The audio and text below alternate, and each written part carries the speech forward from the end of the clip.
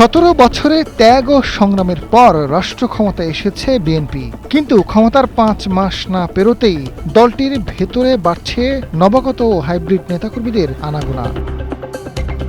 কার্যক্রম নিষিদ্ধ আওয়ামী লীগ সহ অন্যান্য দলের নেতাকর্মীদের বিএনপিতে যোগদানের ঘটনা এখন অহরহ।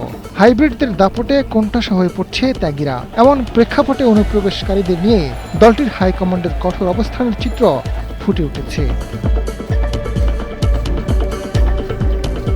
সম্প্রতি বরিশালে দলীয় সাংগঠনিক সভায় বিএনপির চেয়ারম্যান ও প্রধানমন্ত্রী তারেক রহমান দলে অনুপ্রবেশকারী ও হাইব্রিড ঠেকাতে তৃণমূল নেতাকর্মীদের সতর্ক থাকার কড়া নির্দেশনা দিয়েছেন।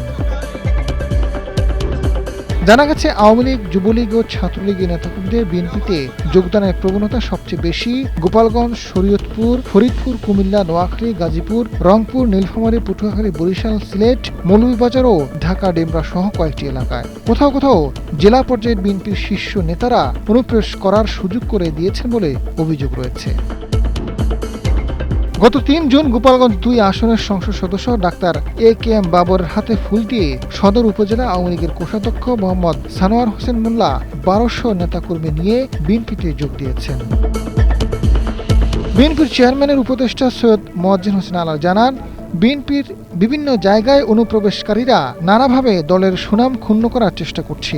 গত ১৭ বছরে যারা বিএনপির সঙ্গে ছিলেন না, তারা এখন বিএনপির নেতা বনে গেছেন। তৃণমূলে এমন অভিযোগ প্রায় শোনা যাচ্ছে। প্রধানমন্ত্রী তারেক রহমান এ কারণেই সবাইকে সতর্ক থাকার নির্দেশনা দিয়েছেন। রাজনৈতিক বিশ্লেষকরা বলছেন, সরকার গঠনের পরপরই এক ধরনের সুবিধাবাদী ও ফায়দা লুটতে চাওয়া হাইব্রিড শ্রেণীর উত্থান ঘটে, যারা ক্ষমতার আশপাশে ভিড়তে মরিয়া হয়ে ওঠে।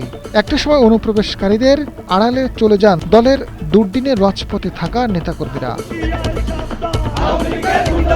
বিপ্লবী ওয়ার্কার্স পার্টির সাধারণ সম্পাদক সাইফুল হক জানান, ক্ষমতার কাছাকাছি এলে সুযোগ সন্ধানী বা হাইব্রিড বা বর্ণচোরদের ভিড় বাড়াটা নতুন কিছু নয়। প্রধানমন্ত্রীর নির্দেশনাকে যদি তৃণমূল পর্যায় পর্যন্ত সঠিকভাবে বাস্তবায়ন করা যায়, তবে রাজনৈতিক দল হিসেবে বিএনপি অত্যন্ত ইতিবাচক ভূমিকা রাখতে পারবে।